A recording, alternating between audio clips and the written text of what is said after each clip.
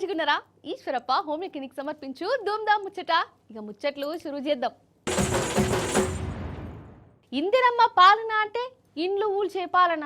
ఇందిరమ్మ పాలన అంటే గరీబోలను రోడ్ల మీదకు తెచ్చే పాలన. ఇందిరమ్మ పాలన అంటే రియల్ ఎస్టేట్ పాలన. ఇగో గిట్లనే అంటారు జనాలు. మీకు కూడా గట్లనే అనిపిస్తున్నదా? ఏమంటారు, రేవంత్ సారు ముఖ్యమంత్రి అయినో కానీ అప్పటి సంది కూల్చుడే పాలన అన్నట్టు పెట్టుకున్నాడు కదా. గాంధీ విగ్రహం కోసం కూడా ఇండ్లను కూలుస్తున్నాడంటే ఇక ఏమనాలే, జనాలే కాదు మేధావులు పర్యావరణవేత్తలు కూడా రేవంత్ సార్ మీద గరమైతురు. ఈయనే మన గాంధీ తాత ముని మనవడు తుషార్ గాంధీ. అయితే రేవంత్ సారు పెద్ద గాంధీ విగ్రహం పెడతా ఇండ్లను కూలుస్తా అంటుండు కదా. ఇక గా విగ్రహం మీద గాంధీ తాత ముని మనవడే ఏమంటుండో వినాలే మీరు.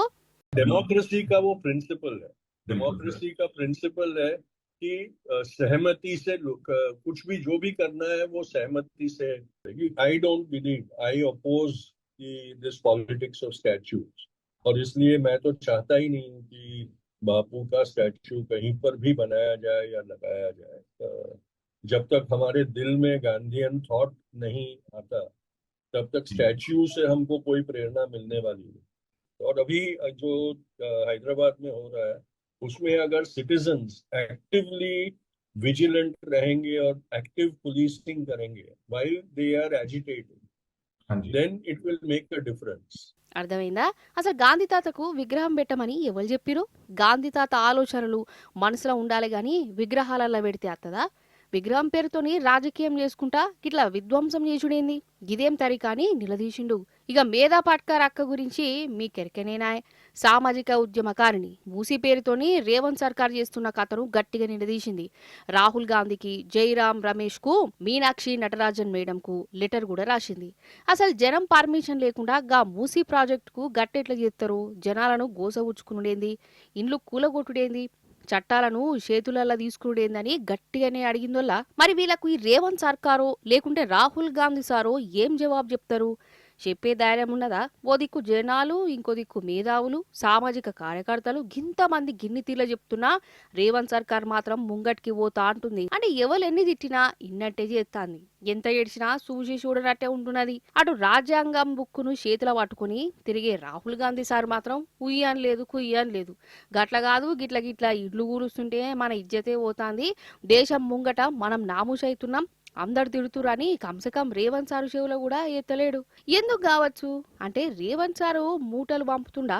మూటలు పంపితే చాలు తెలంగాణ జనం ఎటుపోతే మాకేంది, ఆడ పాలన ఉంటేంది ఉండకుంటేంది అనుకుంటుండా. ఇగో గిట్టనే అంటున్న పబ్లిక్. వెనకట అంటే 30-40 ఏళ్ల కిందట ఇండ్లల్లా ఇప్పుడున్నట్టు గ్యాస్ పొయ్యిలు లేకుండే. గ్యాస్ మొద్దంటే తెలవకపోయేది. కట్టెల పొయ్యితోనో వంట వార్పులు చేసుకునేది. ఇక హోటళ్ళల్లో కూడా కట్టెల పొయ్యి లేకుంటే కిరసనాయిల పొయ్యి కానొచ్చేటి. కానీ కాలం మారింది, అంతటా గ్యాస్ పొయ్యిలే అయినాయి కదా. కానీ ఇప్పుడు మళ్ళా వెనకటి రోజులకు పోతున్నాం వల్ల మళ్ళా వంటల కోసం కట్టెల మూటలు మోసుకొచ్చే రోజులు వస్తానయా ఏంది అనిపిస్తున్నది. అగో ఇగో హోటళ్ళలో చూడురిగా కట్టె పొయ్యల మీద టిఫిన్లు, బిర్యానీలు చేస్తాను.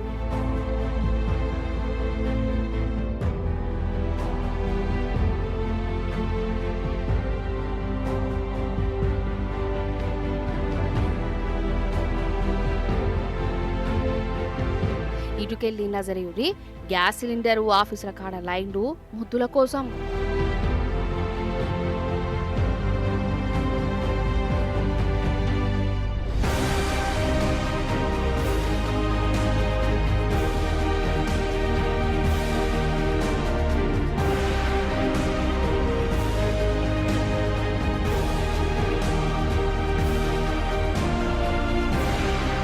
సినిమా సమాజైంది కదా, ఇక గ్యాస్కు కరువు వచ్చింది.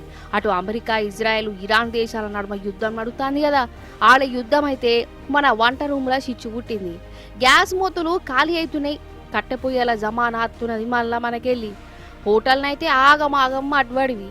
ఇక అప్పటికే గ్యాస్ సిలిండర్లు దొరక్క అటు చాలా రాష్ట్రాలల్లో హోటళ్లు బంద్ పెట్టుకున్నారు. మనకెళ్ళి కూడా కట్టెల మంట మీదనే అడుతురు. ఇక సందుల సందు రేట్లు కూడా పెరుగుతున్నాయి కదా నోళ్ళ. ఏమంటే గ్యాస్ బుడ్డి దొరుకుతలేదో బ్లాక్లో తీసుకోవాల్సి వస్తాంది. ఇంకా జరసేపు అయితే ఇది కూడా దొరకది. తింటే తినుర్రి లేకుంటే లేదు అన్న కాడికి వస్తాంది కథ.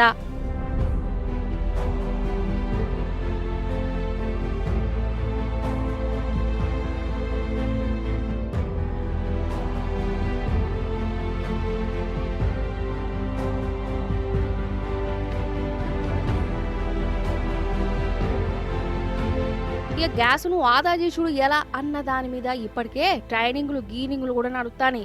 ఇక ఇప్పుడు గ్యాస్ కంటే కూడా కరెంటు పొయ్యిలను ఎక్కువ వాడురని చెప్తురు. హీటర్లు ఓవెన్లు గీవెన్లు ఉంటాయి కదా గవన్నట్టు. ఇక కూర చల్లగైందని మళ్ళా వేడి చేసుడు గిజండి చేయొద్దట. ఒక్కసారి అన్నం బువ్వ వండుకుంటే దినమంతా అదే తింటే గ్యాసును పొదుపు చేసినట్టే ఉంటదని చెప్పుకోతురు. మళ్ళా వేడి చేసుడు బంధు పెట్టాలన్నట, లేకుంటే అసలుకే ఎసరవుతుందని చెప్తురు.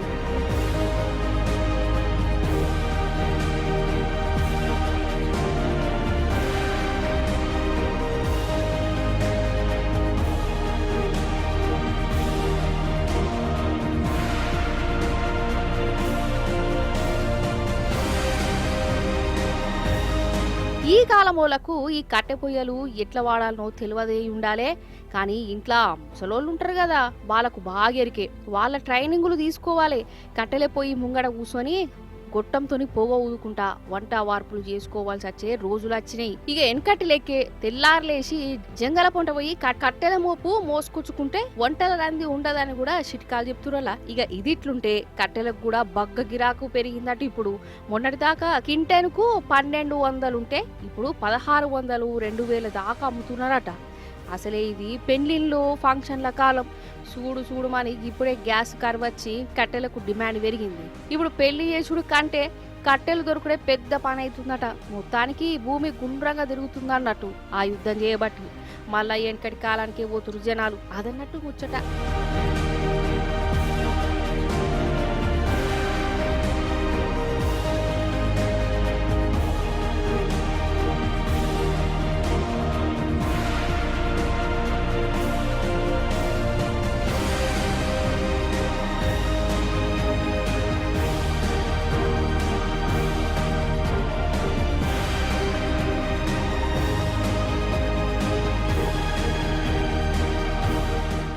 కల్తీ కల్తీ కల్తీ, ఈ కల్తీలు పాడుగాను. ఈ కల్తీ వార్తలు చూసినా కొద్దీ పల్లెంలో అన్నాన్ని కూడా తినబుద్ధి అయితలేదు. అన్నాన్ని కూడా అనుమానించవలసి వస్తుంది. గట్టున్నది కల్తీ రాయిలో కథ. అరే తినే తిండిని తాగే నీళ్లను కూరలేసుకునే నూనెను కూడా కల్తీ చేస్తే ఏందన్నట్టు. వాళ్ళు అసలు మనుషులేనా? కథకున్న వారెద్దు. అగో నల్గొండ జిల్లాల జూడుని కల్తీ రాయిలు ఏం చేసిరో. గీ కల్తీలేందులా బందిపానాలు తీసేతందుకు కాకుంటే అసలు మనుషులే కల్తీరా నాయనా అని అనుకుంటుంటే ఇక తినే తిండి కూడా కల్తీ చేయబట్టే. ఏం మనుషులలా అల్లం కల్తే, ఎల్లిపాయ కల్తే, తొక్కులు కల్తే, మసాలాలు కల్తే, పాలు కల్తే, నీళ్లు కల్తే. ఈ కల్తీ ఏం దాకపోయిందంటే ఇగో ట్యాంకర్లు నూనెను కల్తీ చేసి జనాలకు అంటగట్టేదాకపోయింది. ఈ ట్యాంకర్లున్నాయా ఇందా మంచి నూనె సప్లై చేస్తాండట. పేర్లనే మంచి ఉన్నది కదా, కానీ వీళ్ళు చేసేది మంచి పేరు పెట్టుకుని కల్తీ నూనె సప్లై చేస్తురు. ఏమరాలీలను పాత నల్గొండ జిల్లా ఇప్పటి సూర్యాపేట జిల్లా కోడాలనుల్లా ఈ డూప్లికేట్ కల్తీ ట్యాంకర్ను పట్టుకున్నది పోలీసులు అనుకునే రాయింత కాదు జనాలే పట్టుకున్నారు. మరి పోలీసులు ఏం చేస్తానో నాకు తెలియదు. ఆంధ్ర నుంచి కోదాడకు గిట్లా ఖాళీ డబ్బాలల్లా నింపి ఆటోలల్లా దుక్నాలకు పంపుతురు అగ్వకు. ఇక అగ్వనే వస్తాంది కదా అని దుక్న పొలు తీసుకొని జనాలకు అంటగడుతురు. రూపాయి తక్కువనే ఇస్తురు కదా అని జనాలు ఈ నూనెను కొని పానాల మీదికి తెచ్చుకుంటారు. అగ చూడవు వీళ్ళ ఏషం ఎట్లున్నదో ఇంకా.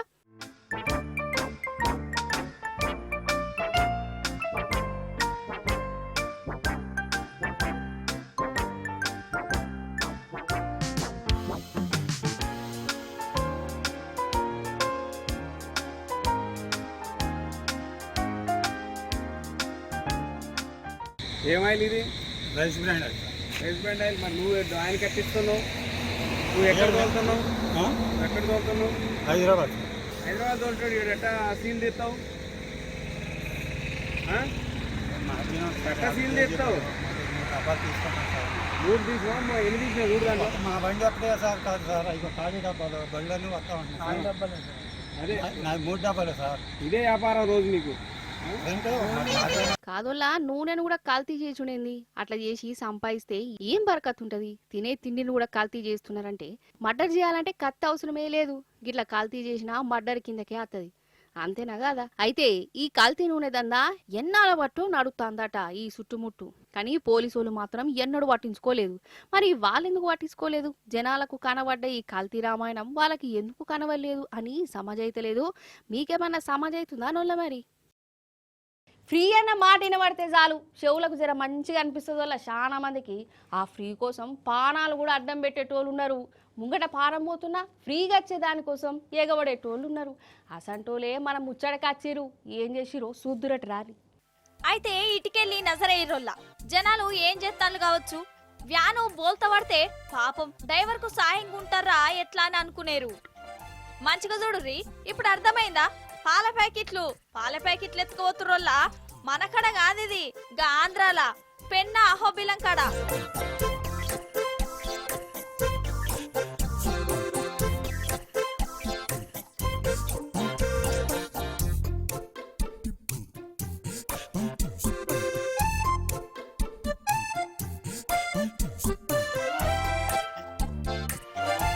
ప్యాకెట్ లోడ్తో పోతున్న వ్యాను బోల్తా పడ్డది. ప్యాకెట్లన్నీ కింద పడ్డాయి. డ్రైవర్ కు దెబ్బలు తాకినాయి. ఆ ఊరు జనాలు చూసిర్రు. మరి డ్రైవర్ ను కాపాడలే కదా? కాదు, పాల ప్యాకెట్లను కాపాడే పని పెట్టుకున్నారు. కింద పడిపోయిన ప్యాకెట్ల కోసం ఎగబడ్డరోళ్ళ ఒదికు డ్రైవర్ ఏమో కుయ్యో ముర్రో అనుడట దెబ్బలు తాకి. కానీ వీళ్ళకి మాత్రం పాల ప్యాకెట్ల మీదనే పాయరం పడ్డది. ఇగో గిట్లున్నది కథ. ఏం చెప్పమంటారు?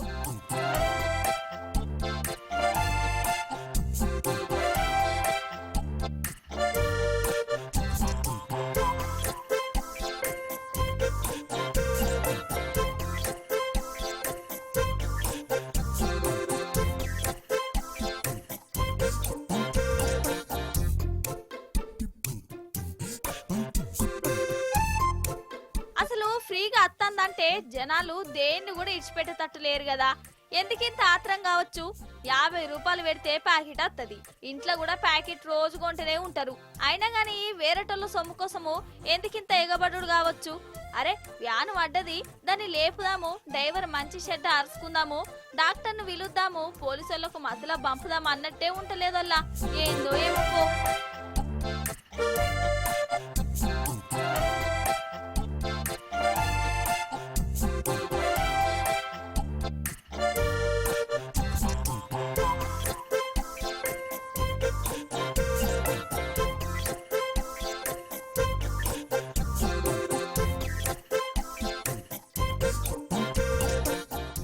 మోనాలిసా ఎరికే కదా, కుంభమేళలా పూసలు అమ్ముకొని సోషల్ మీడియాతోని దేశంలోనే మస్తు ఫేమస్ అయింది. అటే ఇంకా మోడల్ అయింది, హీరోయిన్ కూడా అయింది, ఇప్పుడు ఇంటి ఆమె కూడా అయింది. ఆమె పూసలు అమ్ముకుంటుంటేనే ఎంత మాట్లాడుకున్నారు. ఆమె లగ్గం చేసుకుంటే కూడా ఇప్పుడు గట్టనే ముచ్చట పెట్టుకుంటురు. ఓసిని పని పాట ఏం లేదా అయిందా అనుకునేరు. అసలు ముచ్చటేందో చూద్దురట రారి. ఎరికే కదా మేడం గారు, పూసల మోనాలిసా గాదేనోళ్ళ కుంభమేళలా పూసలు అమ్ముకుంటా సోషల్ మీడియాతోని ఫేమస్ కాలేదా? ఇక ఈమె లగ్గం చేసుకున్నది. ఇగో ఈయననే ఇప్పుడు ఈమె పెన్మిటి. అయితే ఈ పెన్లే ఇప్పుడు దేశానికి పెద్ద వార్త లెక్క మారిపోయింది. గ్యాస్ కంటే కూడా ఈ ముచ్చటనే చాలా మంది మాట్లాడుకుంటారు. టీవీలల్లా గిదే ఇస్తారు. ఎందుకంటే ఈమె ప్రేమించి పెళ్లి చేసుకున్నదట. ఇంటి నిడిచిపెట్టి ఈ సాయితగాన్ని పట్టుకొని కేరళం కచ్చింది. తిరువనంతపురంలో ఉన్న ఒక గుల్లే లగ్గం చేసుకున్నది. పెన్మిటి పేరు ఫర్మాన్ ఖాన్ అట. ఈ ఫర్మాన్ ఖానే నాకు సల్మాన్ ఖాను, దేశమంతా నేను మెచ్చితే నేను మెచ్చినోడు మా ఖాన్ సాబే అని ఇంట్లోనే ఎదిరించి మరి లగ్గం చేసుకున్నదల్లా. ఇలా నాయనకు ఇష్టం లేదట గిట్ల పెళ్లి చేసుకున్నాడు. అయినా గాని గల్మ దాటి నచ్చినంతోని 7 అడుగులేసింది. అయితే మరి ఖాను ఏడ పరిచయం అయిందంటే ఫేస్బుక్ లాట. 8 నెలల సంధి ఇల్లు ప్రేమించుకుంటున్నటనొల్ల ఇక ఇంట్లో ఒప్పుకోకపోయే వరకల్లా కేరళ పోలీస్ కాడికి పోయి వాళ్ళ బందోబస్తు నడుమ లగ్గం చేసుకున్నది.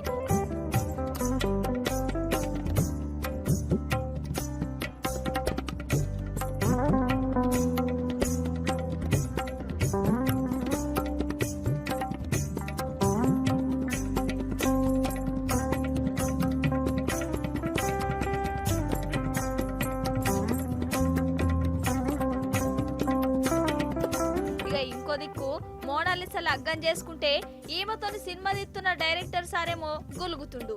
నేను ఆమెను నమ్మి కోట్లు పెట్టినా హీరోయిన్ చేసినా ఇట్లా లగ్గం చేసుకోవచ్చునా అని అలుగుతుండు.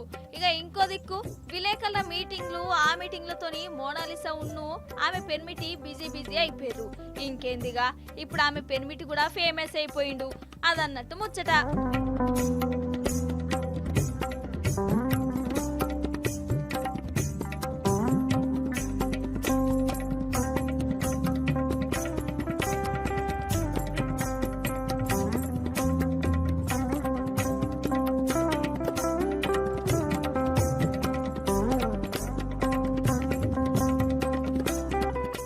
చూసిరు కదా గిదిగి వాళ్ళ ముచ్చట్లు మళ్ళీ వచ్చే పారి మంచి మంచి ముచ్చట్లను పట్టుకొని వస్తా ఉంటా మరి